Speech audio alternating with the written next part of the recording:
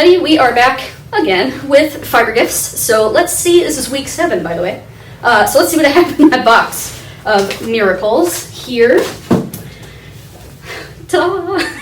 It's a little underwhelming maybe for the size, but not underwhelming at all for the actual thing that I have here in my hands. This is a pair of Gingher Rin designer embroidery scissors.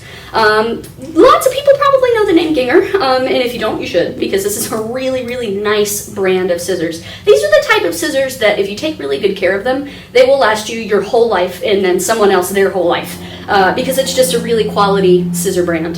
So these little guys are perfect for trimming little things off of things. If you're a weaver, then, you know, snipping your color splices and things as you go while you're weaving. Obviously for embroiderers and other needlecraft people, we can easily see how this would be useful. It comes with this cute little kind of leathery looking cover there, so you can keep the point nice and sharp. So you just slip it in there.